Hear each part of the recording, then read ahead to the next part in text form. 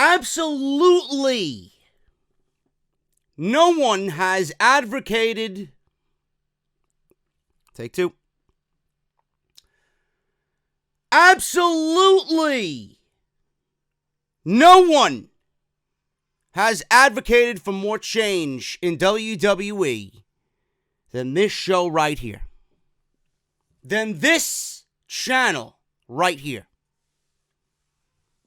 Every single week, I hear comments and snickers and everything else in between about how I'm negative, how I have nothing good to say about Monday Night Raw, SmackDown Live, or the WWE in general. I have went on record to state that even though it's Christmas and New Year's, do not give this company an excuse. Do not make up excuses as to why their programming or quality of programming is in the fucking toilet right now. Don't do it. I don't give a shit what holiday it is. There is a steep decline in people watching this show from this year compared to last year, and they were live on those holidays last year. Now, I understand that everybody has to put a political spin on everything. I understand that people today, even though the man came out and outwardly apologized for what he did, whether you believe him or not, I don't care. I don't care. I don't look at Hulk Hogan as someone that I care about anymore. The man fucked up. He said some pretty fucked up things. Leave it at that. Leave it at that. But I'm not going to let that interfere with what the man did for this business. What the man did for the WWE. What the man did for your childhood and my childhood. Now, WWE has announced that Hulk Hogan will be on Monday Night Raw. He will be on Monday Night Raw. But he will not be on Monday Night Raw to be a general manager. He will not be on Monday Night Raw to be an authority figure. He will not be on Monday Night Raw to wrestle. He will not be on Monday Night Raw to be sitting at the commentary table. People are outraged that Hulk Hogan is coming back to Monday Night Raw to honor someone who was with him his entire career. Not only that, but who I'm sure was a very, very, very close and dear friend to him. Mean Gene Okerlund passed away this week. And if you guys want my thoughts on Mean Gene, you guys can certainly go back to yesterday's show and listen to part 2 of Off the Script, where I talk about Mean Gene for the first 25 minutes of that podcast.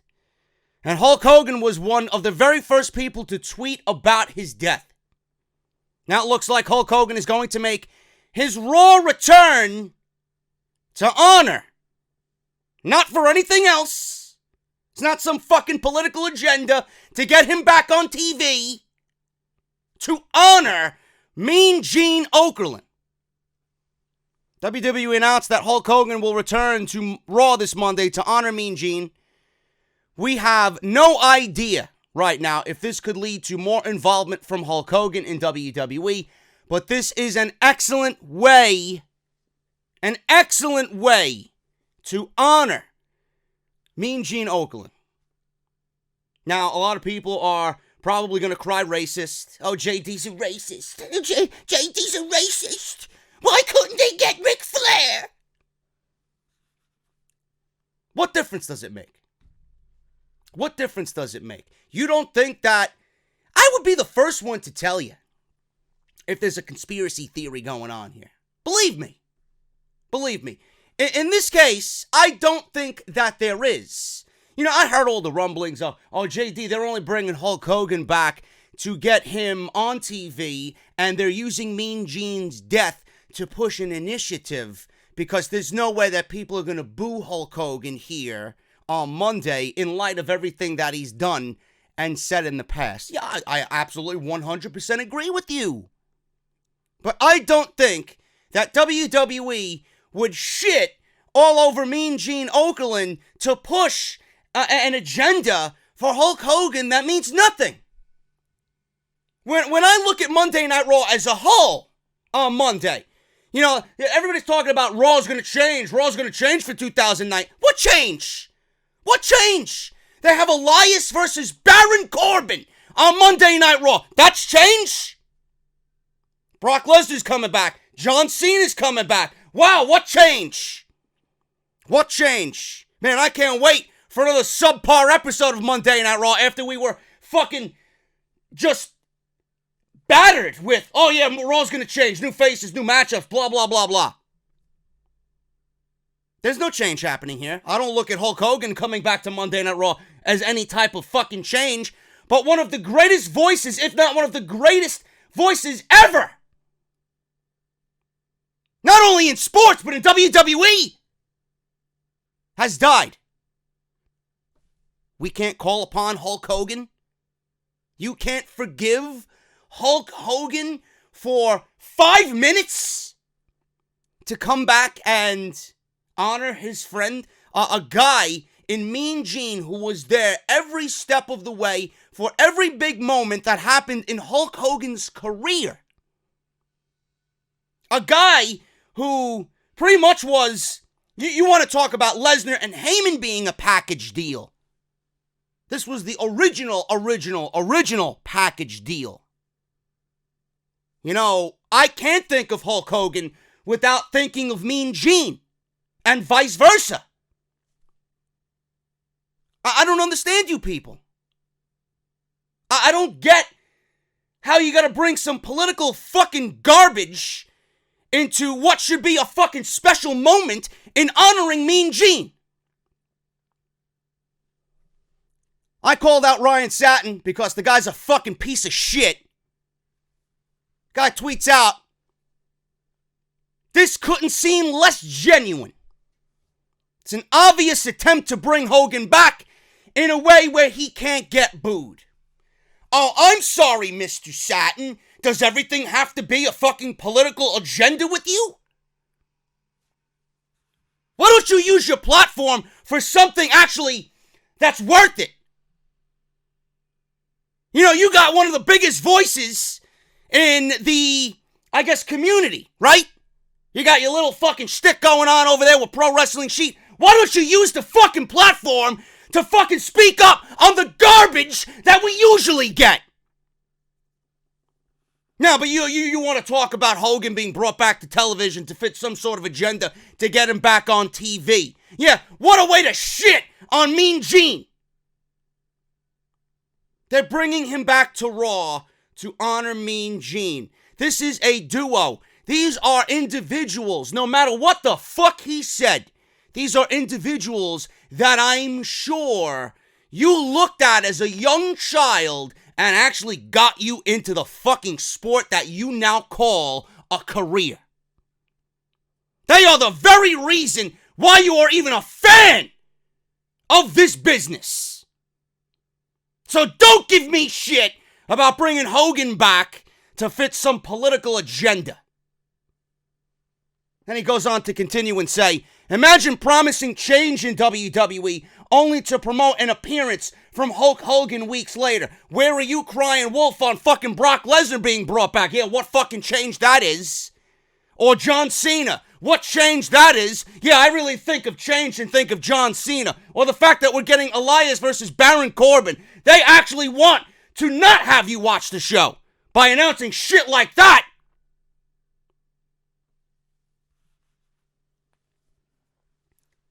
People like this fucking sicken me.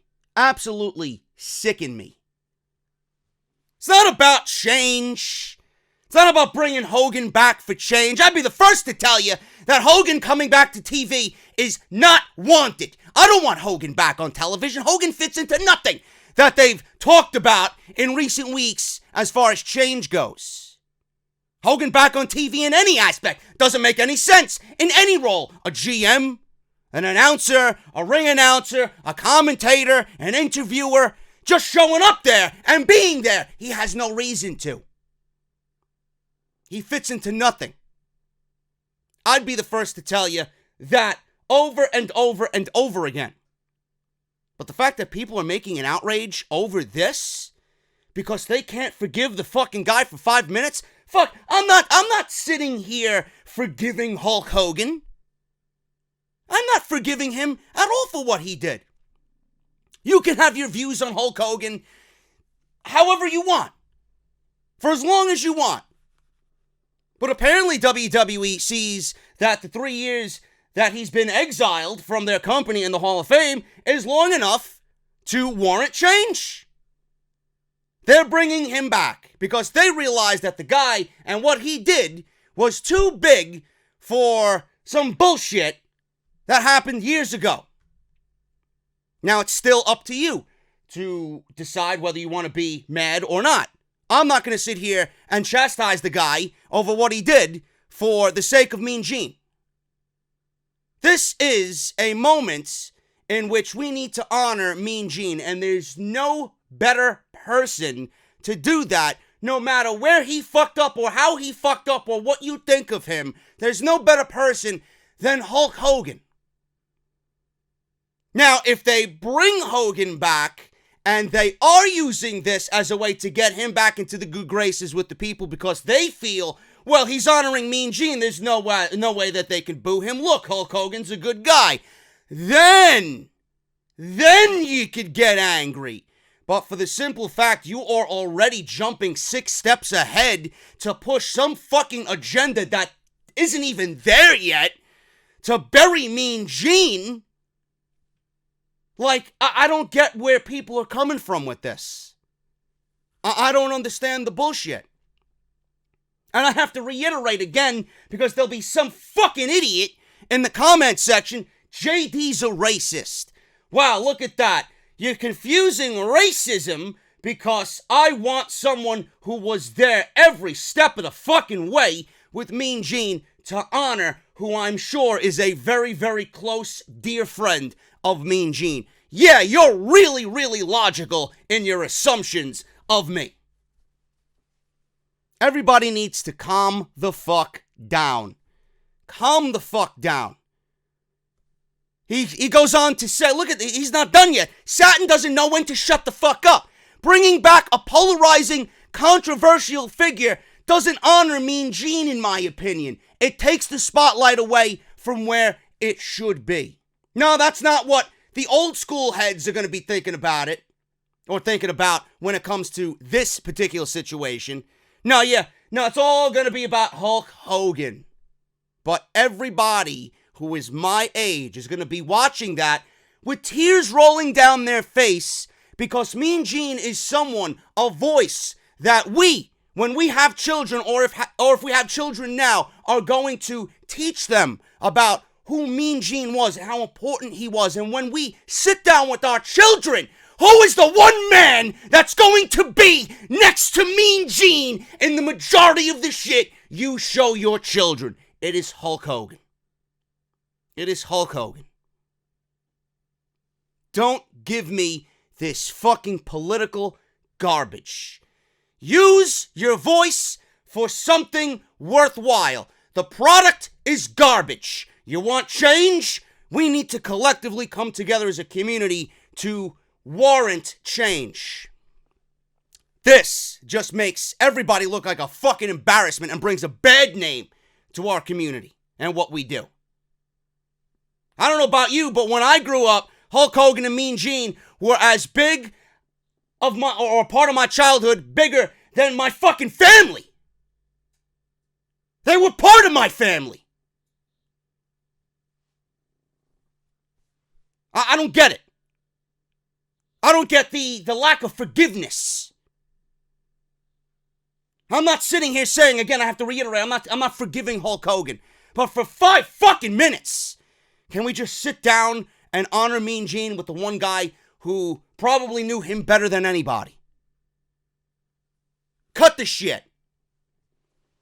Yes, obviously the bullshit and the controversy or the the thoughts of, oh, this could be a conspiracy. Yes, obviously that ran through my head. That's going to run through everybody's fucking head.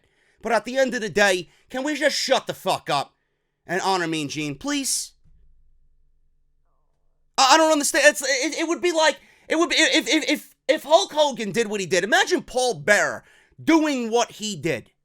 Right? Imagine Paul Bearer doing what Hulk Hogan did. It would be the same fucking thing if it was The Undertaker who passed away and Paul Bearer was alive. I don't understand people. You wouldn't want to see that image of your childhood remembered, honored, or vice versa. If The Undertaker was in Hulk Hogan's shoes. I don't understand this fucking shit, man. Keep the politics out of wrestling. Not for your fucking SJW garbage. Okay?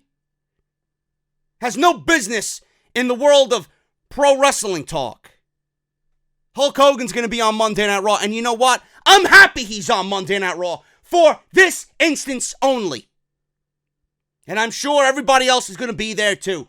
There'll probably be Ric Flair. Ric Flair has every reason in the book to be there as well. You may get Sting there. I don't know. It may be one huge, huge moment for Mean Gene. As well it should. But if you're going to exile Hulk Hogan from being there to honor his friend, you're a fucking piece of shit. Fuck out of here, man. Hulk Hogan's going to be on Monday Night Raw and what I'm sure will be a wipe of the eye moment.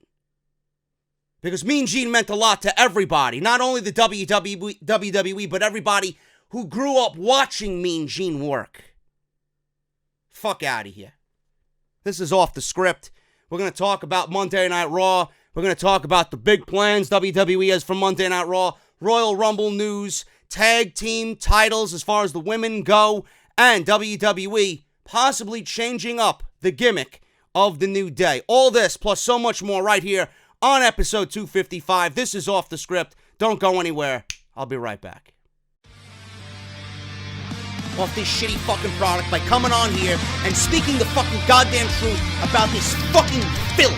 And I can book a better show taking a fucking dump after eating my fucking Chipotle chorizo with extra cheese. I don't give a fuck what anybody has to say. Have I ever? Of course not. WWE is great, man. Fuck you, Japan, and Kenny Omega, Okada. Johnny! Ooh, what is it, man? Can I suck your dick? Ooh, what is it, man? And this is the #1 fucking podcast. Right here on YouTube.com!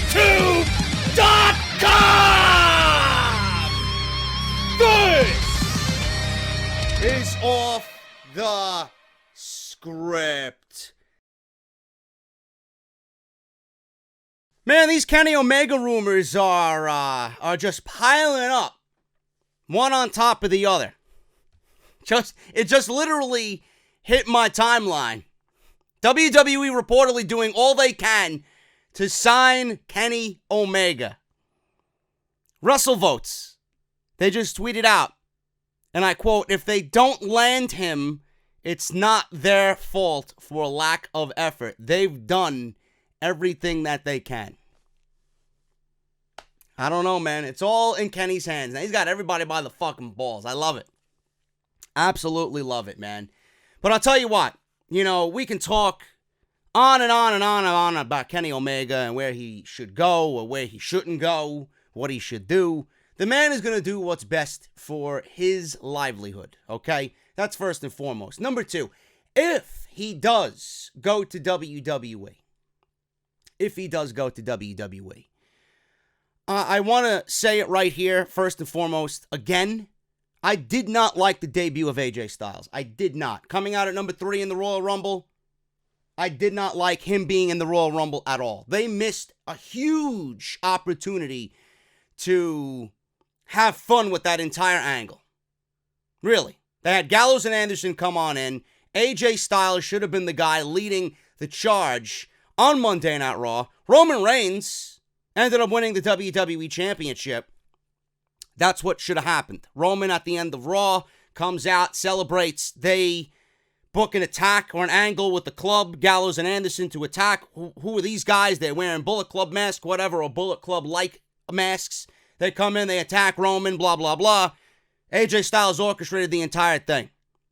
Came over from the overseas, the other promotion over in Japan. And he is now seizing Monday Night Raw. Bring the Shield back, boom. That is an opportunity for WWE to build on some nice faction warfare with the club and the Shield. That would have been a great way to bring the Shield back. They do not, and I hope they don't, they do not need to do the same thing with Kenny Omega. I hope that they have a little bit more creativity than that. I hope if the guy does sign, he has some sort of creative control. But if WWE does land Kenny Omega, I hope that he's not in the Royal Rumble. I hope that he's not, this year anyway, at WrestleMania. Kenny Omega should, and I think, should have the biggest impact when he comes in. Should be on Monday Night Raw. Seth Rollins wins the WWE Universal Championship from Brock Lesnar. Comes out in the last segment of the show. I've beaten everybody on this show. This is a new era, a new start. This is my show now. Monday Night Rollins. Boom, lights go out. Something similar to what Kenny Omega has theme music-wise in New Japan. Hits the fucking PA. Kenny Omega comes walking out. Wearing some sick outfit like the one-winged angel outfit that he was wearing at Wrestle Kingdom. And he comes down. He says nothing. He says nothing. He comes into the ring and he stares Seth Rollins down. There's a huge fucking just crowd going crazy. And he does the fucking... He does the gun. That's it. That's it. Good night. Goodbye and good night. Love it. That's it. There's nothing more you should do with Kenny Omega there. Boom. And then you got Monday Night. Who's not going to watch Monday Night Raw the next week? Who? Everybody's going to want to... Oh, shit. Omega's here. That's a cliffhanger for the next show if I ever seen one. Simple. That's what they should have did with AJ Styles, and I hope they don't make the same mistake with Kenny Omega. He's not going to be in the Royal Rumble. He may show up at number 30. I don't know. It's going to be a mistake. That'll be a huge mistake if Omega's in the Royal Rumble. Because if you're going to put a guy like that in the Royal Rumble, he's absolutely 100%, I don't give a fuck who's in the Royal Rumble, winning the Royal Rumble. You're not going to put someone like that and not have him win the Royal Rumble. Too much money.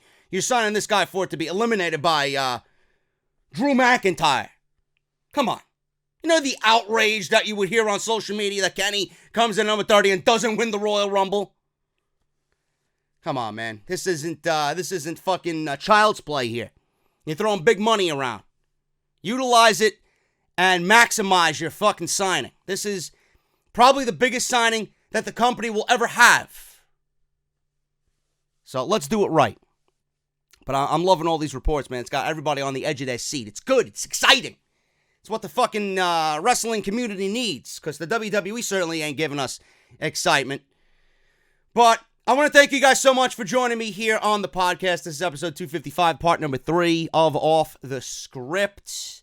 Hopefully things start picking up as we head towards the Royal Rumble. If you guys missed part 1, we covered New Japan Pro Wrestling, Wrestle Kingdom 13. We went over some news coming out of that show. All I heard was, JD, you should cover New Japan. Can you cover Wrestle Kingdom? And then I get a handful of comments. Oh, I don't care about this. Part 1 is supposed to be your most viewed video of the weekend. And I gotta hear all this garbage I don't care about.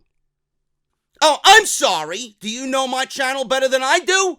I didn't know I had some fucking ghostly managers waiting in the wings to fucking guide me on success here on YouTube. Fuck off. Seriously, fuck off. I don't understand. People want me to cover this and cover that, and then when I cover New Japan or Impact, then I get bullshit. Oh, it's not WWE. I don't care. I'm sorry. Are you the only one watching my channel? So we covered New Japan, Wrestle Kingdom. I enjoyed the show. We went over aspects of it I did enjoy, and we went over aspects comparing it to last year's show. I thought last year's show was much longer, and I appreciated the shorter version of the show this year. But overall, I thought the show was better last year. That's just me. But Wrestle Kingdom will not go down as the best show of the year. I'm telling you right now. There's a show called NXT TakeOver that I'm sure is going to rival anything in the pro wrestling world this year, whether it be at WrestleMania or in Phoenix coming up at the Royal Rumble. But Wrestle Kingdom was a solid show. It wasn't a 10 out of 10, but it was a solid offering from New Japan this year, and I appreciated the match order. I appreciated the length of the matches. I appreciated the length of the show. That's all I could say. The big matches delivered. Ospreay and Kota Ibushi delivered. Jericho and Naito, favorite match of the night, best match of the night in my opinion, absolutely fucking delivered. Jericho at his age is doing ungodly things, and I love it. I love it. The man has exceeded everything as far as a pro wrestler goes, even at the age of 48. And that has to be respected, man. I love what Chris Jericho is doing right now, and I hope that he goes to AEW and brings his brand of just fucking I don't give a shit, no bullshit attitude to AEW. We had Jay White. I was down on Jay White last year. I did not like Jay White. I thought he was very boring, very bland. I'm like, what the fuck is so special about this guy? Comes out, has a great match with Okada. They went about 12 to 15 minutes or so. And I enjoyed what he did this year, man. He's much, much, much better than he was last year at Wrestle Kingdom. That was a great match. And then, obviously, we had Tanahashi and Kenny Omega. They tore the house down for over 40 minutes, man. So it's gonna be an interesting situation with everything coming out of that show. And if you guys want my thoughts on everything that happened at Wrestle Kingdom, it's live on the channel right now, Part 1. Go and check it out. Also available on Podbean and Spotify, iTunes, and all other audio platforms. Part 2, we talked about everything All Elite Wrestling, dove into the big pool of news that is AEW, went over every aspect, gave you my opinion on that as well in Part 2. Go and check that out. Today we're going to be talking about Monday Night Raw, the Royal Rumble, and my countdown of the top 5 greatest Royal Rumble endings in Royal Rumble history, starting with number 5 and number 4 today at the end of the podcast, so you don't want to miss what I got coming up later on, man. Please follow me on social media. You guys can certainly keep up to date on everything social media-wise and channel-wise by following me on Twitter, at JD from NY206. Hit that subscribe button. Turn on that bell for all notifications. The bell doesn't work half the time. We all know that. Fuck the bell. But if you guys follow me on Twitter, please make sure you are paying attention because everything that I upload to YouTube gets pushed immediately to Twitter, so there is no excuse for you guys missing anything because Twitter is the best social media outlet as far as notifications go as what I do on this channel. Please, if you don't have a Twitter, it takes seconds to create one, man. Come up with a Twitter name and a handle, and boom, follow me on Twitter, at JD from NY206. If you guys are already following me, thank you so much. Instagram, same thing, JD from NY206. And Twitch, please follow me on Twitch, man. I'm going to try and make a strong effort to stream more on Twitch. JD from New York, if you're into that type of thing. Patreon.com/JD from NY206. Make sure you guys, if you want to support the podcast, that is one of the best ways to do it. It's optional, completely up to you guys. I will never force a donation on you. I will never beg for a donation. I will never, push it excessively to a point where I want to put a gun to my head like most other content creators do. It's there if you want it, and you guys get exclusive. I can't even fucking speak today. Exclusive content and content that's not available on YouTube. Patreon.com/JD from NY206. Harry's. Harry's is the official sponsor of the show. Harry's.com/script. That is our unique URL for off-the-script listeners only. Harry's is giving you guys a free trial shave set for FREE, free. All you guys have to do is go through the sign-up process and pay the shipping and handling. What do you get in this free trial, JD, might you ask? Well, goon, you guys are going to get a razor handle, choice of 3 different colors, and you do have the option to choose which color you want. Blue, orange, and the evergreen. You guys are going to get a razor blade. It is a beautiful blade. Harry's has over 600 engineers, chemists, and scientists to produce the best blade possible. You guys are going to love it. And you're going to get also a generous 2-ounce bottle of their shave gel. Soothes, hydrates. You're going to put it on your skin. You're going to feel a nice tingling sensation. And by the way, it smells fantastic. And you guys are going to get a travel protective case as well. All that for free. It's a $15 value. That's like me giving you $15 to go to the bar and buy yourself 2 nice craft beers. Unbelievable, man. Harrys.com/script. Go get your free trial. It's a great way to support the show, number one. Also, I've been using it. I don't promote anything on here that I don't use. I've been using it. I've been using it for over a year. I found out through my father and my brother. They love it. I found out. I started using it. And I would never put my name to anything that I don't believe in. And I would never give you guys something that I don't believe you couldn't use. So there you go, man. Harrys.com/script. Get your free trial today. It'll be in your mailbox in the next couple of days. Sign up right now. Harrys.com/script. Barbershopwindow.com is the official online store of Off the Script. You guys are absolutely fucking beast. Thank you so very much. This is owned by Pro Wrestling Tees, so we are unofficially a Pro Wrestling Tees partner. We are just on their sister store, Barbershop Window, man. Same quality, same style t-shirts. You guys are getting the best t-shirt quality in the wrestling game today with Barbershop Window. We also have the best designs out of any t-shirt in the podcast game today, no question. I have not seen anyone with the quality of designs that we have on our shirts. So that's barbershopwindow.com/offthescript. Make sure you guys use coupon code BSHOP10. It's BSHOP10, not BSHOP20. It's BSHOP10 for 10% off your purchase, man. Off the Script's online store at barbershopwindow.com/offthescript. Thank you guys so very much for all your support. Let's hit the news, man, because we got a lot to go over. And I want to start off with Monday Night Raw. Monday Night Raw is live once again on Monday. Thank God. I can't stand the tape shows. But with the new era, or the new direction for Monday Night Raw, under the McMahon regime, as if they weren't running the shows to begin with, now I'm supposed to believe that everybody else was running the shows, and that's why they were so piss poor.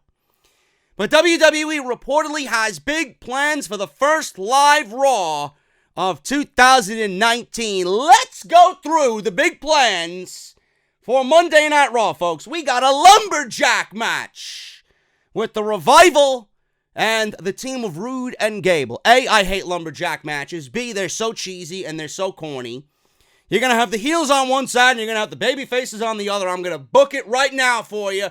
There's going to be an instance in the match, because it's WWE and we're in a new era, right? The change on Monday Night Raw is going to be felt in this match. I'm going to tell you how the lumberjack match is going to go right now. The baby faces or the heels are going to start off just in their neutral corner, and then something's going to happen, whether it happens with the baby faces or the heels. Something's going to happen.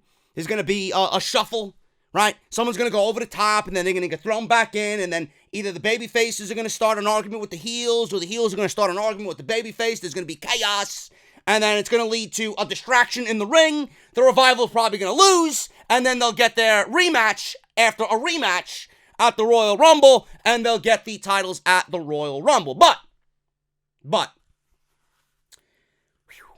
oh my God, man. Man, if it happens, listen, I might be a shadow rider for WWE.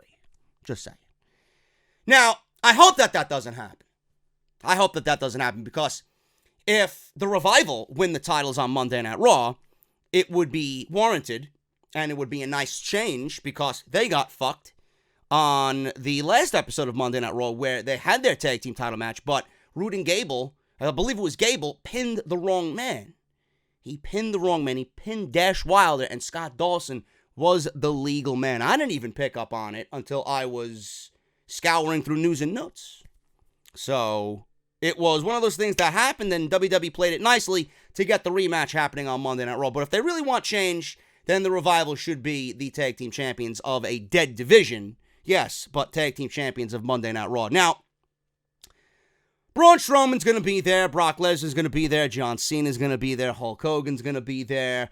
Baron Corbin versus Elias has been booked for the show. I believe as of Saturday, they announced Rollins and Ambrose for the Intercontinental title. I mean, that doesn't make sense, because Rollins was supposed to beat Bobby Lashley for an opportunity, right, to get back in line. He lost. Bobby Lashley actually won by DQ, but he's getting the title match anyway. So I'm guessing that already WWE is developing some sort of memory loss, because rematches are not supposed to happen in this new era, yet Rollins is getting a match with Dean Ambrose. I don't understand that.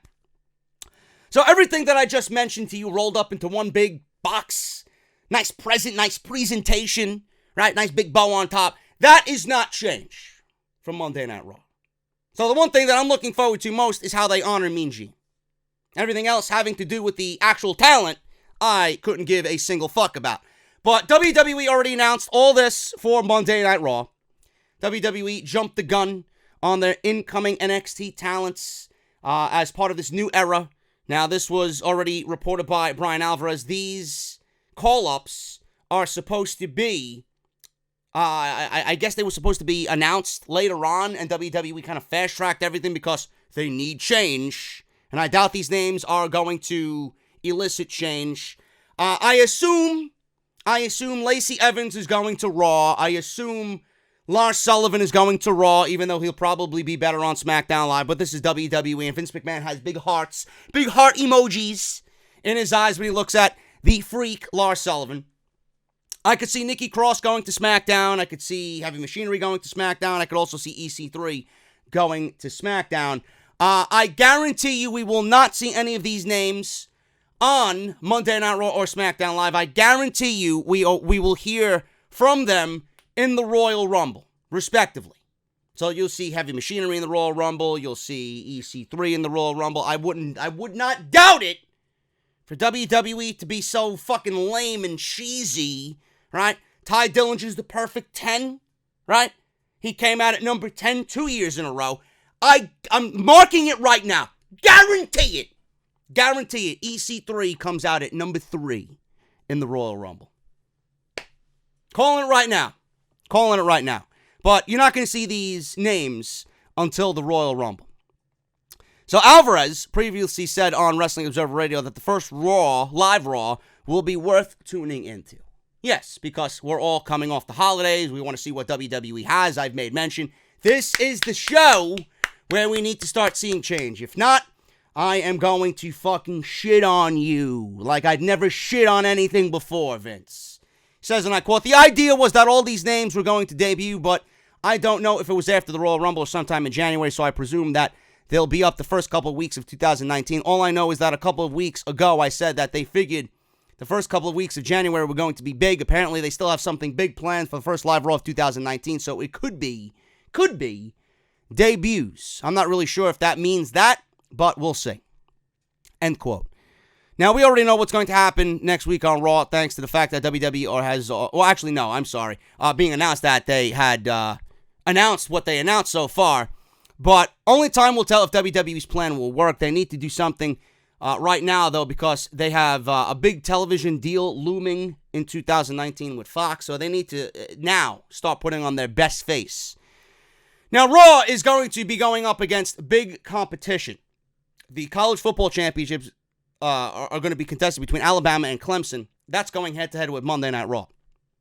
So right out of the gate, and normally, I don't want to sit here and tell you that I'm going to blame Raw's low ratings again on college football, but it's definitely going to put a dent. And I know a lot of people are into college football. I never was into college football at all. But, you might want to tune over to that game for whatever reason if you're a fan of college football. So Raw is going to be facing some big competition right now. And with the ratings decline, I know this isn't really the right time for WWE to have any more ratings declines. So we'll see what happens. Now, hopefully the fact that it's the first live Raw in 2 weeks, it will help draw attention. That's why they got pretty much everything out and announced. They want you to know what's on the broadcast already, like I mentioned before. So WWE's doing everything they can to generate attention.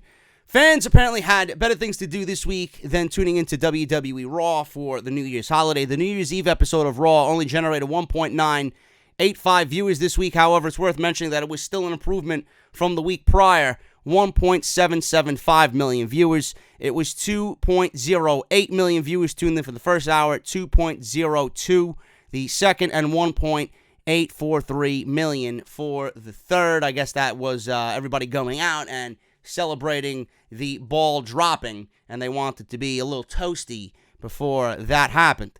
So right now, all I can tell you is that it doesn't appear the fans are buying into this new era for WWE. But, you know, we're all going to tune into Raw. And the only reason I'm tuning into Raw is because I'm not really excited about anything. I want to see them honor Mean Gene. Outside of that, I don't believe that there's a new era. I don't believe that there's going to be change. I'm pretty much going to sit back with a cold beverage and I'm going to watch the fucking world burn. Because that's what I like to do. I like to watch WWE fall flat on its face after promising and making such big hopes and dreams happen, and then they fail miserably. I love it. I absolutely love it. Because they need to change more than anything, and they won't. And when Kenny Omega goes somewhere else and doesn't sign with the WWE, and they didn't get all these big-name free agents that they were hoping to get with their big wallets, they're only going to have themselves to blame. Maybe you should have made your product better to entice people to come on in, right? No. It's going to be only them who are looking themselves in the mirror. Who's to blame? You are, man. Mirror, mirror on the wall. Who is the biggest failure of them all? You're looking right at him, Vince. As soon as you wake up in the morning, stop brushing your teeth. He's looking right back at you. So there you go. Monday Night Raw. I don't know what the big plan could be. People are hoping for change, and people are thinking that WWE's got some big, massive plan, whether that's a McMahon family drama angle where it leads to a power struggle. We've seen that over and over again. The only change that WWE, if they want change, the only thing that's going to elicit change is bringing in Kenny Omega.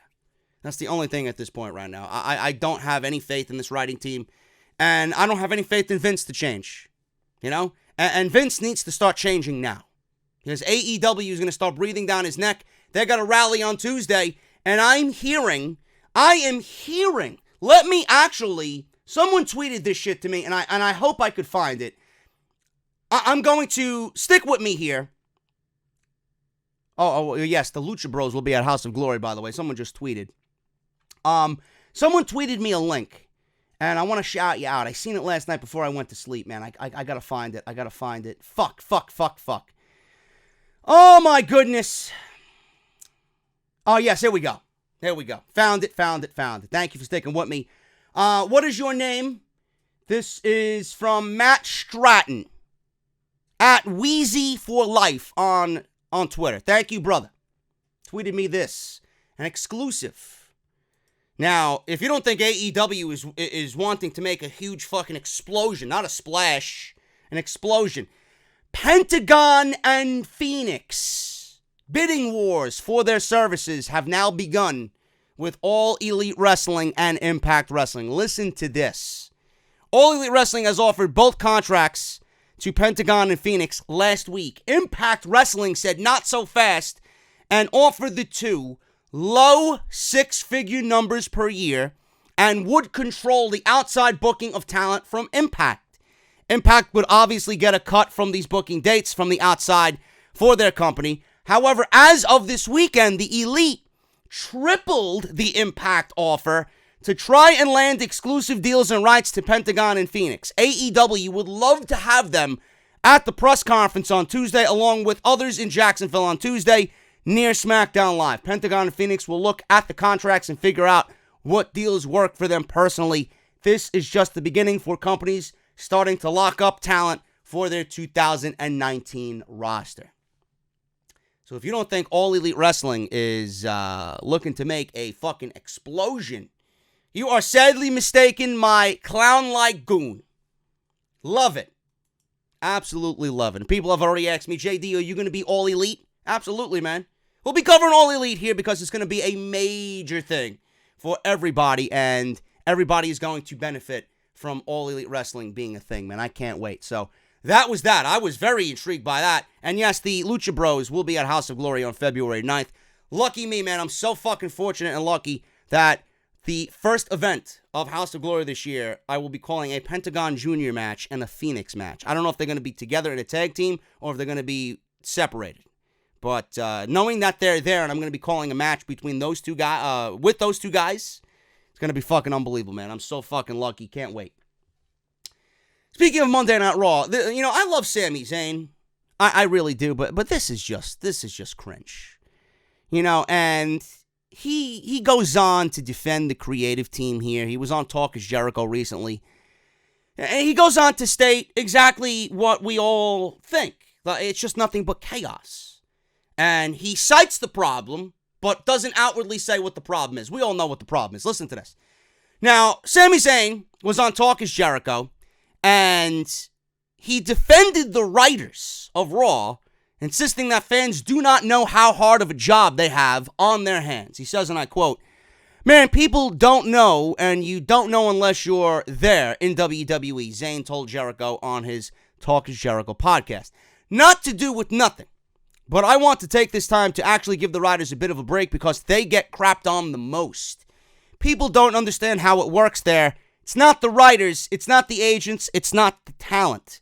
It just works in a very specific way. And unless you're in it, you don't know. So it's very easy to sit at home and go, why are they pushing this person? Why are they doing this? It's harder than you think. Cut everyone some slack. It's tricky. End quote. Sami has a point, and they do have to write a 3-hour show and a 2-hour show every week with Raw and SmackDown respectively, Monday and Tuesday. And pretty much Sami Zayn is dancing around the actual issue. It's tricky. They get shit on a lot. It works in a very specific way.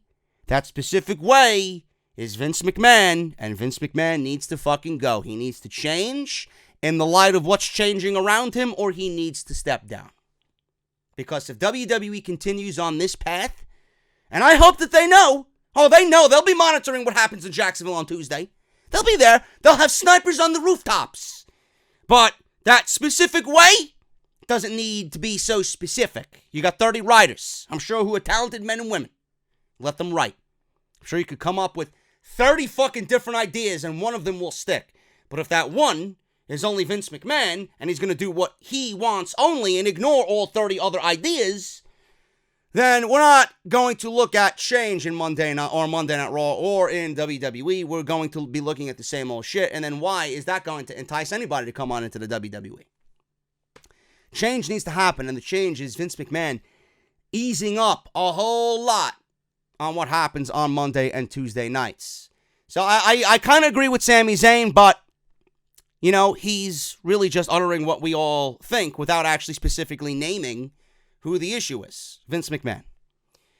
WWE reportedly has the majority of the Royal Rumble already booked. Now, I reported last weekend that Vince McMahon had some sort of dementia and is undecided on literally everything concerning with the Royal Rumble. That still very well may be the case.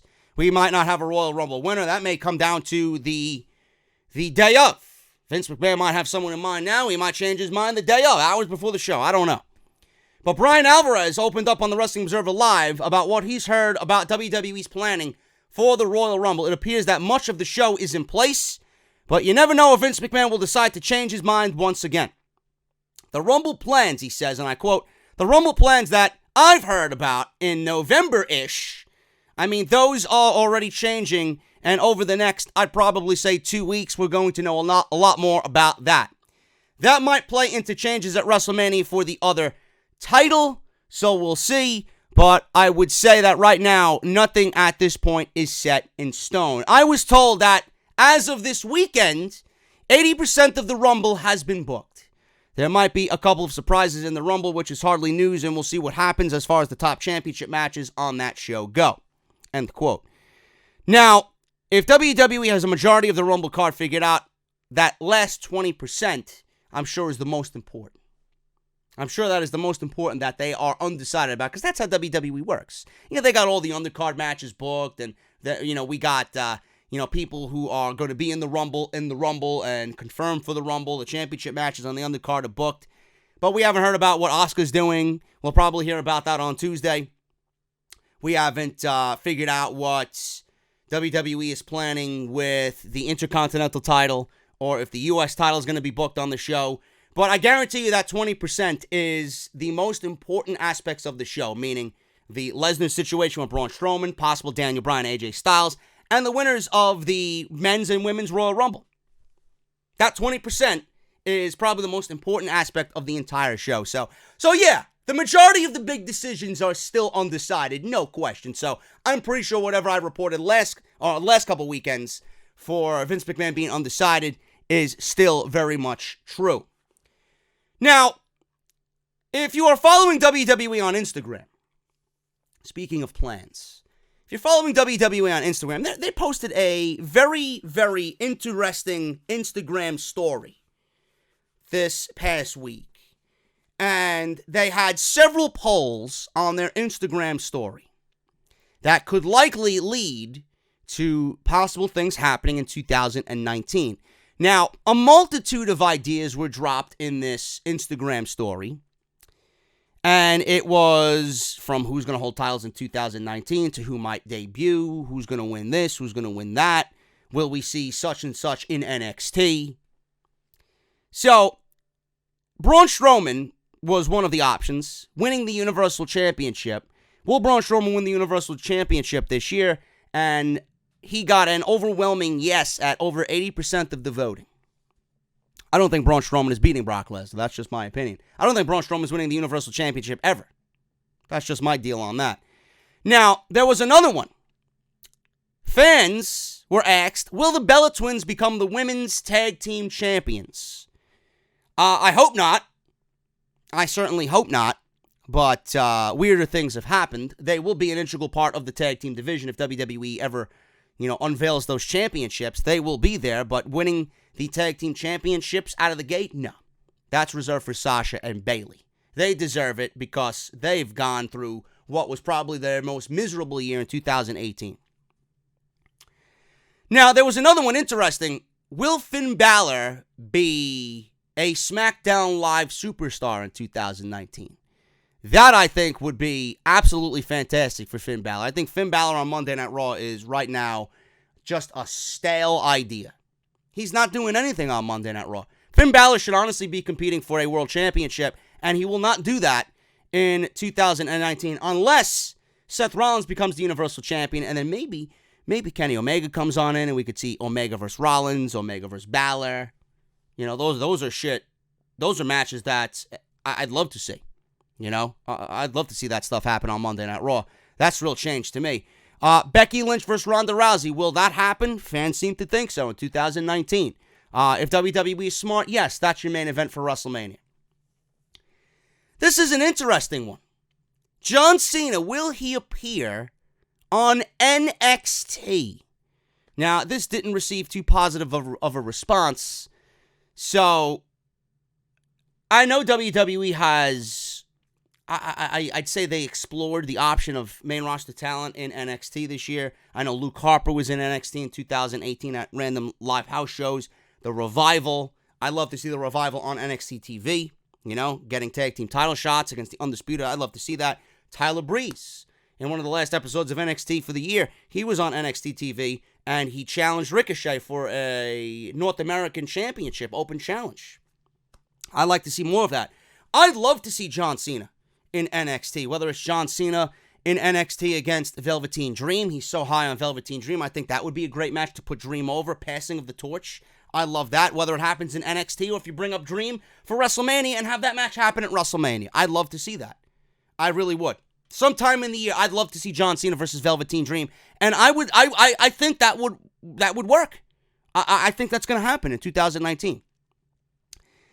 Seth Rollins winning the Royal Rumble match. That was asked in this Instagram story, and fans really think that Rollins is going to win the Royal Rumble. There was another one. Will we see a reunion of the Wyatt family? So if WWE is putting this in their story, maybe there's creative plans in place, or there's at least a discussion about bringing the Wyatt family back to television. Ember Moon winning the Money in the Bank. I think that's a great idea. I can't figure it out. It's either Ember Moon or Ruby Riott. Ember Moon or Ruby Riott winning the Money in the Bank. Easy. That should be easy to book. And no, not Alexa Bliss. AJ Styles winning the Money in the Bank for the men. I don't know. I think AJ Styles winning the Money in the Bank. It sounds good, but I think you could do a lot better with that decision. There's a lot of incoming talent that I'm sure could thrive more than AJ Styles. He's gotten his opportunity. How about Andrade Cien Almas? Really, Andrade Cien Almas winning the Money in the Bank this year for 2019. That's who I think should win the Money in the Bank. Now, there were more. Carmella being switched over to Raw. I don't really give a shit. That's not going to be a game changer for me. Johnny Gargano and Shayna Baszler showing up on Raw. Johnny Gargano on Raw? No. No. No, if anywhere, Johnny should go to SmackDown. That's just my opinion. Shayna Baszler to Raw. Only Shayna Baszler moving to Raw, that would make sense if Ronda's moving over to SmackDown. So Shayna could be the queen of spades on her own without Ronda being there. So if they're moving Shayna to Raw, Ronda is probably moving to SmackDown Live because Fox wants Ronda on SmackDown Live in October. Velveteen Dream. This was another poll here in this story. Velveteen Dream becoming NXT champion in 2019? I don't think so. I think he gets called up before. He's the NXT champion. Bayley making a jump to SmackDown Live. I think that would be a great spot for Bayley and Sasha as well. Aleister Black being promoted or demoted, however you want to look at it, to SmackDown Live. I like that news a lot, actually. So those were some of the ideas that WWE put in this Instagram story to kind of get the juices flowing, the creative juices flowing. I could see a lot of those things happening. And this might be a look into what WWE is foreshadowing for 2019. You know, WWE has a huge social media presence, so this is probably an unofficial way for WWE to poll their audience about what they want to see on the main roster. I like a lot of those ideas. Some of them I don't, but I like a lot of those ideas for 2019. Let me know what you guys think about that down below in the comments. Speaking of the Royal Rumble again, WWE reportedly no longer promised, the Royal Rumble winner reportedly no longer promised the main event of WrestleMania. This is no surprise to anybody, really, but it's who WWE wants in the main event of WrestleMania, whether it's the Universal Championship or the WWE Championship. And more than likely, if you're challenging for the WWE Championship, you're probably not going to be in the main event of WrestleMania. Not with guys like Brock Lesnar holding the Universal Championship, because to Vince McMahon, apparently, in his senile fucking mind, the Universal Championship is bigger than the WWE Championship, and that title is nothing but a fucking worthless pile of garbage. But the winner of the Royal Rumble gets a big WrestleMania prize. They are promised the main event match on the card. This is what it normally should be. However, that doesn't always mean that they'll go on last. They're promised the main event match on the card, but it doesn't mean that they'll always go on last. Wade Keller mentioned on the PW Torch Raw audio review that WWE was very, very careful to make the Royal Rumble winner's prize as vague as possible by changing up the wording about what kind of WrestleMania match that they will receive. He says, and I quote, "Interesting that they're making it very clear the winner of the Royal Rumble gets to face either champion, a champion of their choosing, and it's a main event at WrestleMania, not the main event." End quote. A lot of people made this commotion last year about who would be in the main event of WrestleMania, as opposed to who actually won the Royal Rumble match. Seeing that Mania is a show that could be a multi-main event card, then WWE's only promising a top match to the Royal Rumble winner and not the last match. I don't like that, man. If you know, this comes with the brand split. This comes with the idea of the brand split and there being two world titles. It devalues the Royal Rumble. Because WWE, at that point, they could have whoever win the Royal Rumble, and they won't be in the main event of WrestleMania. I always love the aspect of that man winning the Royal Rumble, or that woman winning the Royal Rumble, and they are in the, well, not the women this year, yes, because of what's going on with Ronda, but normally the men. The men winning their Royal Rumble, they are the last match of WrestleMania, because it makes the Royal Rumble match all that much more important, all that much more prestigious. With WWE doing this, it devalues the Royal Rumble to a point where, yeah, well, if you win it, you're going to get a championship match. You know, main eventing WrestleMania and getting a championship match at WrestleMania are two huge differences. So, with the brand split and their political agenda over who is more important than the other, they devalued the Royal Rumble. I don't like it. The Royal Rumble winner no longer promised the main event of WrestleMania, but it's up to WWE's discretion. So I don't like the Royal Rumble being devalued. Because it's not. It honestly is not as important as it was in the years when we were growing up. And the brand split is to blame for that. And then WWE went on top of that. The brand split's to blame, and then their political stance on who is more important than everybody else. It's who they deem worthy enough for the main event. I don't like that. The Royal Rumble should be determining who is in the main event for the men's side. This year it's going to be the women. It's no other way around it. It's going to be the women. But it should be the men, or the man who wins the Royal Rumble is in the main event of WrestleMania. So WWE is definitely rewording their Royal Rumble hype to fit this narrative. So I just want to make sure you guys are aware of that situation as well. Now, Ronda Rousey, we talked about Ronda Rousey and Becky Lynch. We all know that this is the right way to go for WrestleMania, but it's not guaranteed for WrestleMania 35. It's not guaranteed by any stretch. Now, Ronda Rousey and Becky Lynch needed to be switched for the Survivor Series, we all know, because Becky Lynch got hurt, and that was due to Nia Jax. But Bryan Alvarez discussed WWE's trend of changing plans on Wrestling Observer Live this past week, where he disclosed that a marquee match that many want to see might not even happen. There's no guarantee, he says, and I quote, there's no guarantee that it's not Ronda versus Becky versus Charlotte in a three-way. There are absolutely people in WWE who want this match to be a three-way match. There's no guarantee it's not going to be a three-way match. You know what? There's also no guarantee that whether the match it's actually going to close WrestleMania. There's no guarantee. We don't know what they're going to do.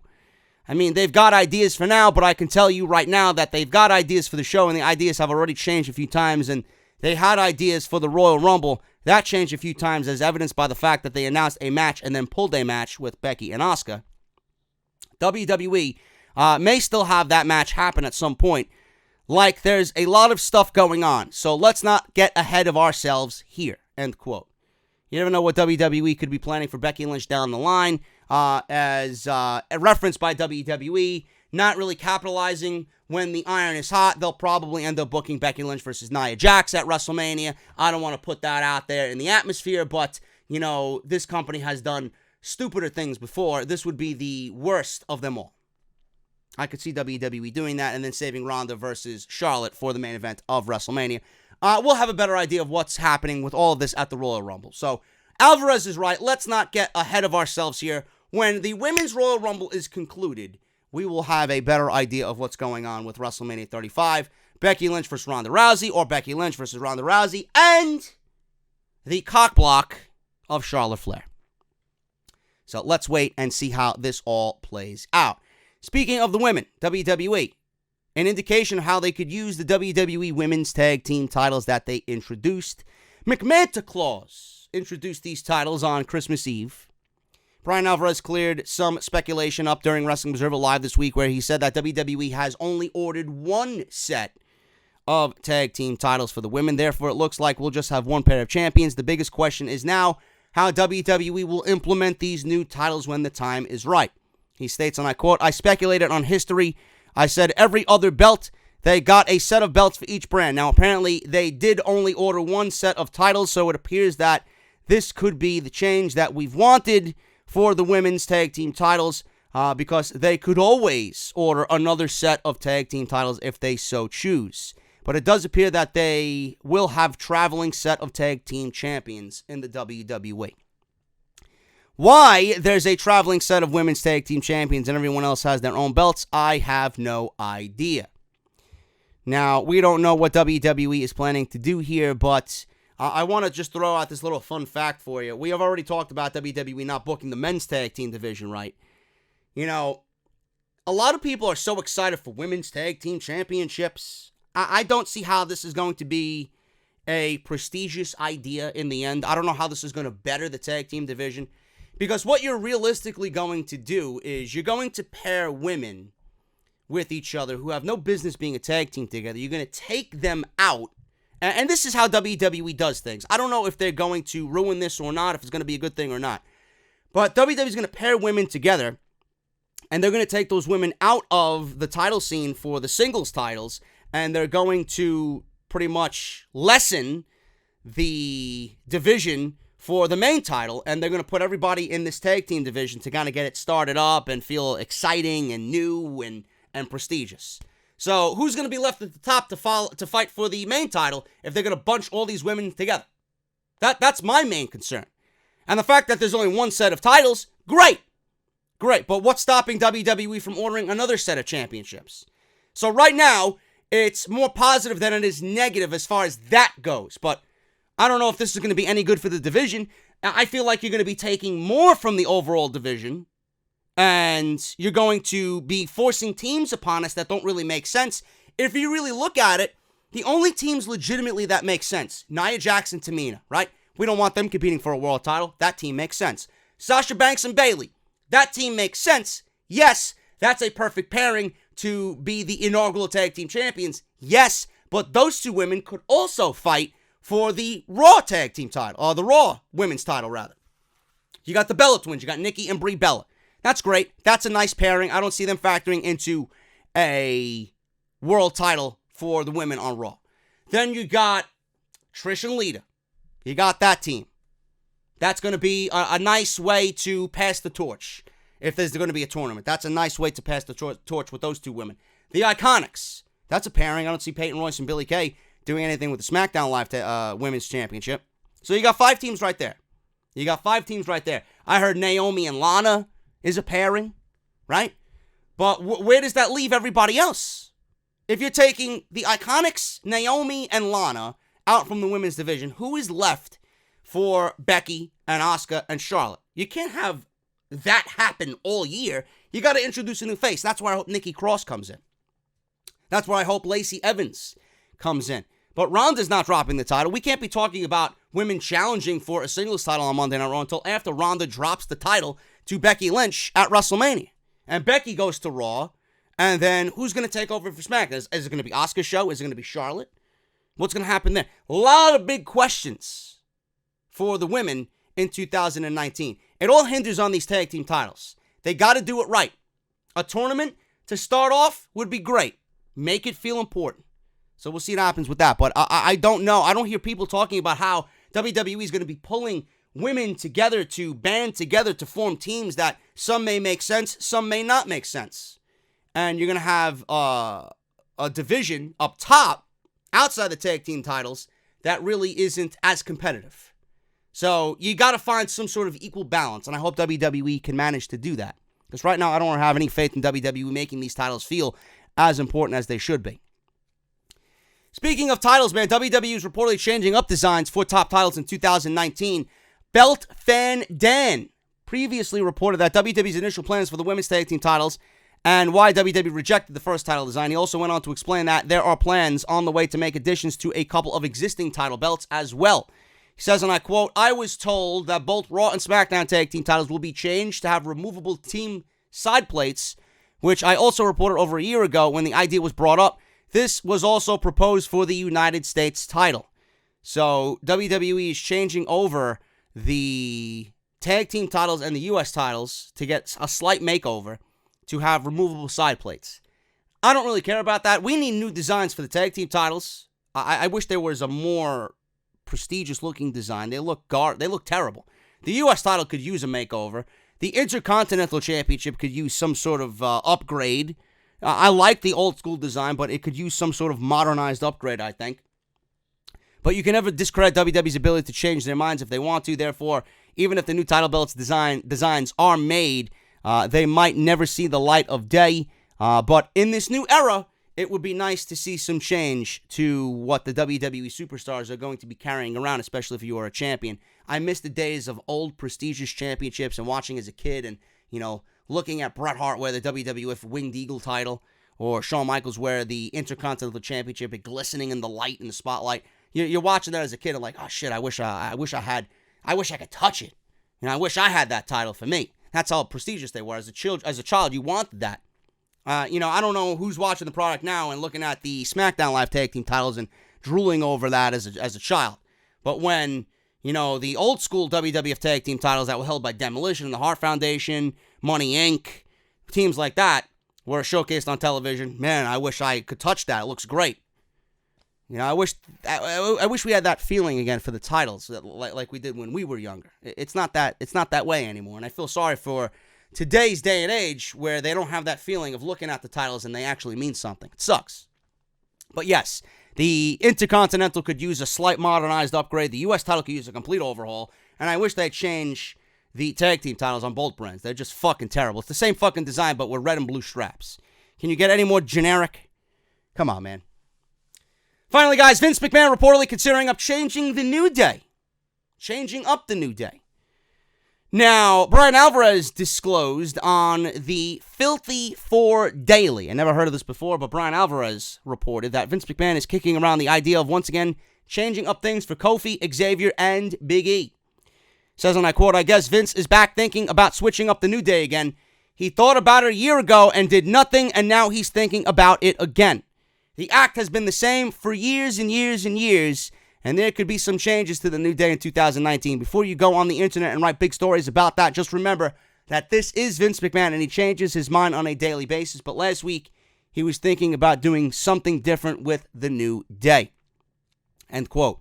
Now, Brian Alvarez did not specify whether this means a breakup or a heel turn or whatever, but it could mean something new for the New Day in general. The fact that this is something that everybody's been kind of talking about, you know, that the New Day's been stale and boring, it's the same act, it's cringe, it's blah, blah, blah, blah, blah. You know, they are still a very big, integral part of the tag team division. I would not break them up. I would not turn them heel. I don't know what this could mean, and I'm not even going to take a guess as to what it could mean. I don't know what I would do with the New Day.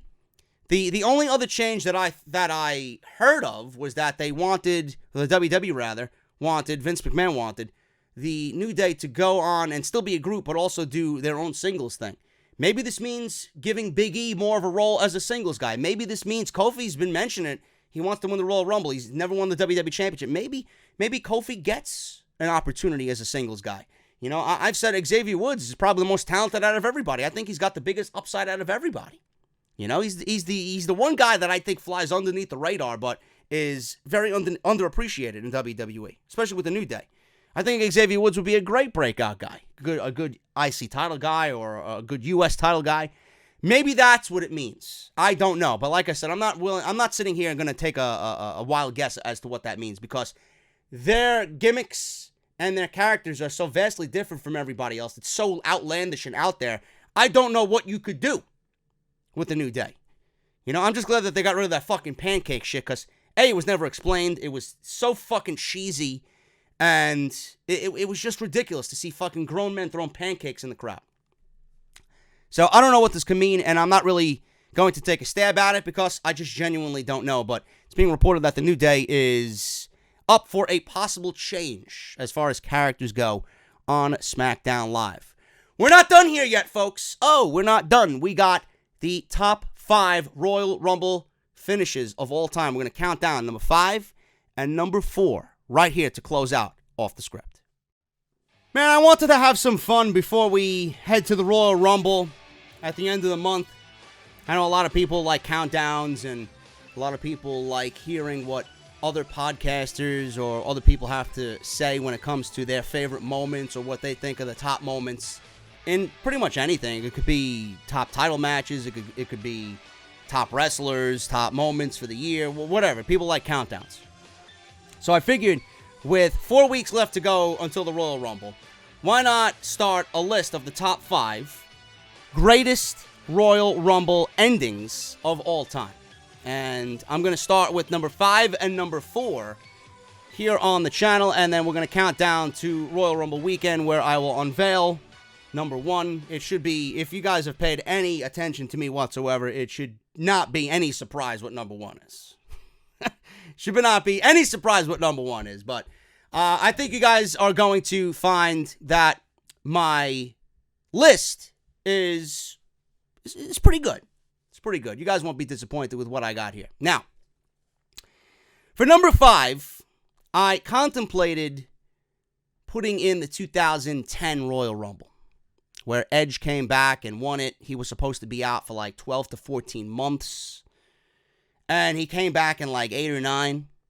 And in typical WWE fashion, they probably overshot that. They probably wanted you to think well, he's not going to be at the Rumble, he's not going to be at Mania, and then they put that in your mind, they ingrain that in your brain, and when Edge comes out during the 2010 Royal Rumble, you're just shocked and surprised. What the fuck is he doing here? And then by the end of that thing, you know, Jericho was in there in the end. Shawn Michaels was in there in the end. I think John Cena was there in the end as well. He comes in, he just starts spearing everybody. So for Edge to come in, I think it was number 28 he came in. And he won the whole thing. And it was just a great sight to see him back. He looked great. You know, you got fucking Alter Bridge playing on the PA system with the fireworks going off. He's pointing at the WrestleMania logo. I thought that was a really, really, really great ending. Right? I was a big fan of Edge. Edge was just fucking awesome. One of my favorites of all time. But instead of doing that, I went with number 5, and I went with the 2008 Royal Rumble. Yes, I know. John Cena coming back. John Cena winning the Royal Rumble. Whoa, John Cena. Right? But the way that it happened and the shock that happened, or the shocks that were felt in MSG that night. And I remember exactly where I was. I was home. I was living in South Jersey. I was living in Ventnor back in 2008. My roommate was out working. I had got myself a nice pack of Guinness, and I made myself dinner. Sat down to watch the Royal Rumble, man. It's my favorite show of the year. And I had no idea that John Cena was going to be at the Royal Rumble. I wasn't really big into the dirt sheets, and I wasn't big into following what was going on. But all I know is that WWE had ingrained it in your minds that John Cena was not going to be at the Royal Rumble. That he was out. He had torn his pec, I believe, or something with his pec, I believe it was. And he was going to be out all these months. He was supposed to be out like 8 or 9 months. And this is where everybody coined the phrase Super Cena. You know, John Cena's Superman. Because in the 8 or 9 months that he was supposed to be out, he comes back in like 3 or 4 months. He just like superseded everything. He went fucking from being out most of the year to coming back at the Royal Rumble and winning the Royal Rumble. So when number 30 hit and you heard Jim Ross just going ballistic on commentary, it was like, holy shit, this is a big fucking moment. And John Cena at that time was a very polarizing figure. You either loved him or you hated him. And John Cena, to me, I wasn't a big John Cena guy. For a brief period of time when we started to see the rise of John Cena, I stopped watching for a little bit because I just could not get behind them and John Cena. I couldn't do it. And I appreciated John Cena more so when he got older. When he was back on television as the U.S. champion and he was having the U.S. Open Challenge. And I honestly think John Cena and his run towards the end of his career, I enjoyed more than his entire run altogether. But I think John Cena gets a lot of hate for no reason, man. You may hate the fucking character. It may be aimed towards children. But when you look at the caliber of matches that John Cena has had, and a lot of them at the Royal Rumble, to be honest with you. You look at John Cena in the Royal Rumble. You look at John Cena versus AJ Styles. You look at John Cena versus fucking Umaga, right? You look at John Cena versus CM Punk. You look at John Cena versus, again at the Royal Rumble, Seth Rollins and Brock Lesnar in that great triple threat match. I believe it was 2015. John Cena versus Edge. You know? John Cena versus who else? Seth Rollins, one-on-one. John Cena versus a lot of the big name guys. More times than not, he's delivered. And he has had this aura about him that when it comes to the Royal Rumble, you know, he's in some of the biggest and best matches, championship matches that the Royal Rumble has ever produced. And that says a lot. And I think a lot of people give John Cena an unnecessary hard time, and they give him unnecessary hate. But on this night, I was a fan of John Cena just because it was just a truly shocking moment. And like I mentioned, he was a polarizing figure during this time, but that entire MSG crowd was going ballistic. I mean, the fucking walls were being torn down during that entrance. It was fucking great. And not knowing what is coming, to see John Cena come out after you were told something and then he just kind of bypassed all that. What the fuck is he doing? You got Jim Ross going crazy, like I said on commentary. Joey Styles, Taz. You know, you got that whole deal going on. It was just a great moment. He comes in, I believe he eliminates Carlito, and I think he eliminates, who was it? Chavo Guerrero was there. Umaga was gone. He eliminated Mark Henry. And ended up coming down to Cena, Triple H, and Batista. And John Cena made his way down the aisle, and he just stood there like a thug rapper, right? With his hands crossed, with his hat and head down. And he lifts his head, and Triple H is like, what the fuck are you doing here? Right? And then he's like, me, you, WrestleMania, takes his shirt off, throws it into the crowd, let's do it. Place is going crazy. Place is going crazy.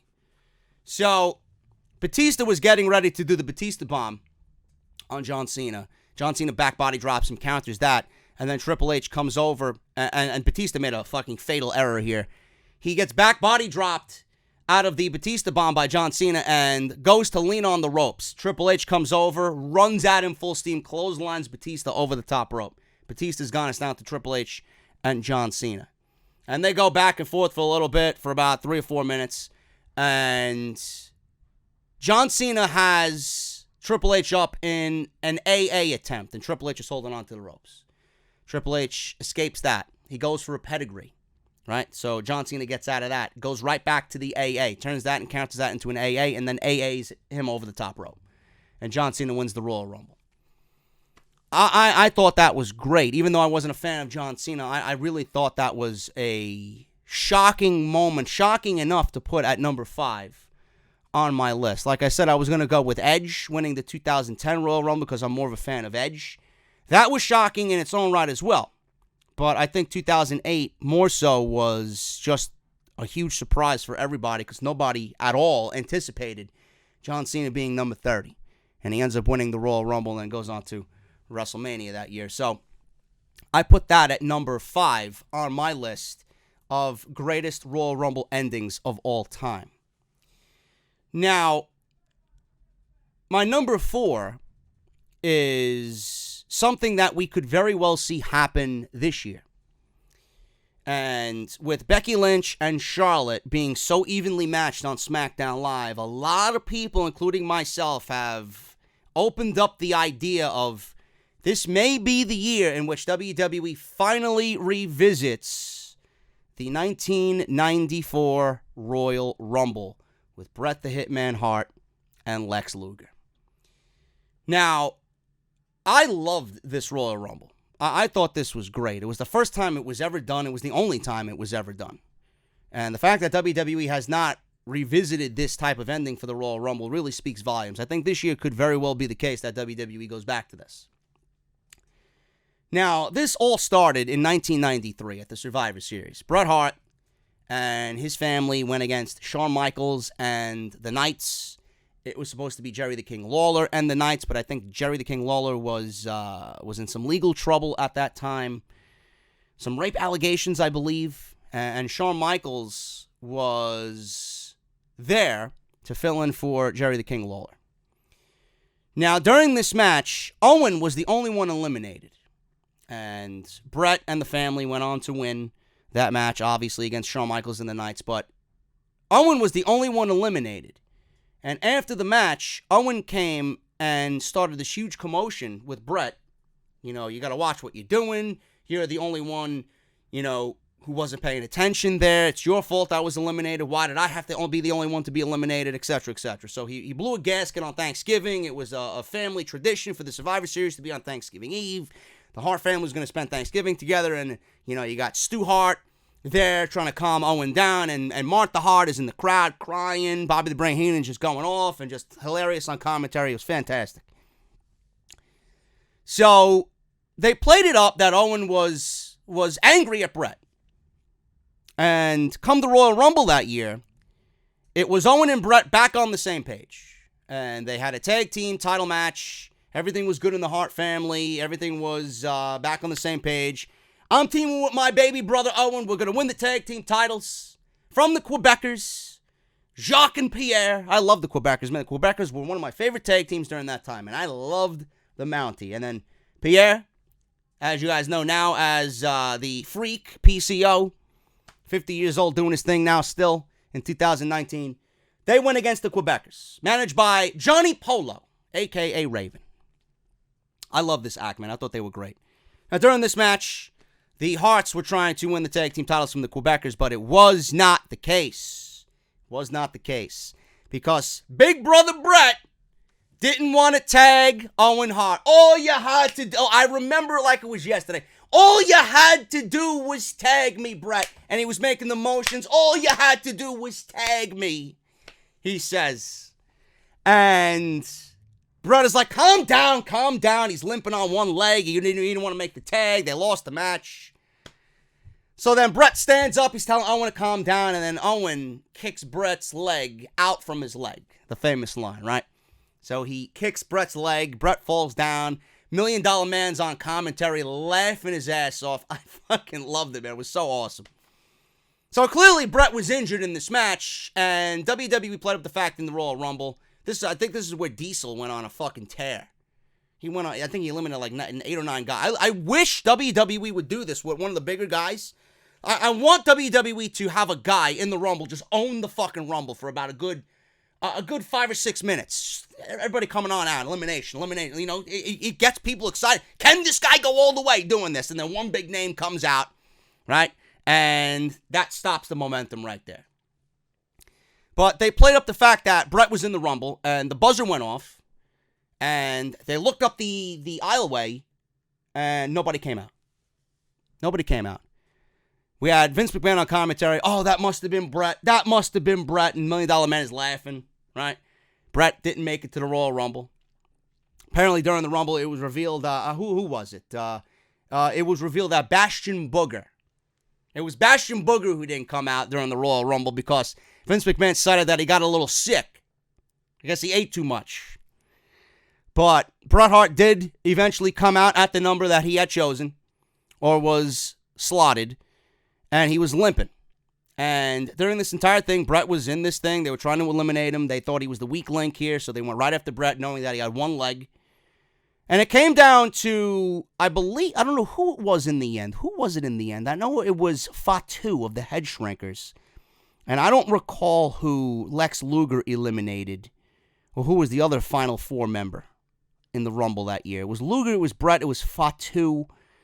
And I want to say it was another notable name. I can't think of it right now.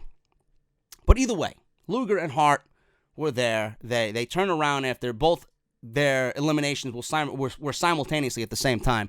They were both in each other's corner. Guys go over the top rope. They turn around. They meet in the middle of the ring. They go head-to-head, brawling, fighting, fists flying all over the place. They try and lock up in a headlock, and the momentum of this big brawl between Luger and Bret propels them to the ropes, and they go over at the same time. There's no winner for the Royal Rumble. There's no one sole winner of the Royal Rumble. Now, I was always under the assumption that with the replays that they shown, and just by common logic, Luger was much taller than Bret Hart. And the way that they angled it, it always seemed to me, I would love to know who sat front row in the Rumble that year. I would love to know what their perspective was, who hit feet first. But with what they showed on TV, or during this pay-per-view, it always seemed, but just by common logic, that Bret Hart was always the winner. And Luger's feet hit the floor first because he's the much larger guy. It looked like Luger's feet hit the floor first. So we get the referees arguing. At one point, they announce Bret Hart's the winner of the Royal Rumble. Then no. Earl Hebner comes over. No. It's Luger who won the Royal Rumble. I don't know if it was. I think it was Tony Gurria and Earl Hebner during this for the referees. They were going back and forth. One wanted Bret, one wanted Luger. So then we have Jack Tunney come down, right? When general managers or presidents meant something, they weren't on TV every fucking week. Jack Tunney comes down and starts talking to Howard Finkel. This is what we're gonna do. So Howard Finkel goes on to do his usual stick. And the winner of the 1994 Royal Rumble. And then he can't say it. He can't say it. No words are coming out of his mouth. So then he puts the microphone down. He walks over to Jack Tunney and he's like, really? This is what you want me to say? So I don't know. I would love to know what Jack Tunney uttered to Howard Finkel that made Howard Finkel not say anything. So, Howard Finkel then goes on to say the usual stick, and the winner of the 1994 Royal Rumble. And then he's like, the winners are Bret Hart and Lex Luger. So we had dual winners of the Royal Rumble in 1995. I will always think that Luger hit feet first. And then, obviously, you guys know what happened at WrestleMania. It was Bret and Owen in one of the greatest matches of all time. Not just at WrestleMania, but of all time in the opener. Luger and Yokozuna. Yoko beat Lex Luger, and then Bret beat Yoko in the double main event of WrestleMania 10, and Bret Hart won the WWF title in the feel-good moment of that year. Now, you could go back and cite whatever conspiracy theories you want. I don't know why Luger wasn't given the opportunity. He was coined as the guy. He was primed as the guy. I mean, there's conspiracy theories that Luger got drunk a couple days before WrestleMania, sort of blabbing that he's going to win the WWE Championship, or that's what was in the plans. And I don't know what the case may be, conspiracy or not. I loved that ending to the Royal Rumble because it was so different. We didn't see it. We didn't see that type of ending up until that point with the Rumble, and we still haven't seen that type of ending where there's two winners like that in that fashion. I thought that was great, and that is slotted at number 4 on my all-time greatest Royal Rumbles endings of all time. So next week, we'll do number 3. And every week up until the Rumble weekend, we'll count down the top 5 best Royal Rumble endings of all time. Hope you guys enjoyed that, man. Thank you guys so very much. If you want to see more of that stuff, or more of this type of stuff, let me know down in the comments below, man. Thank you guys so very much for all your support. Off the Script concludes another weekend. Barbershop Window, please go get your t-shirts, man. Barbershopwindow.com/offthescript. Harrys.com/script for your free trial shave set.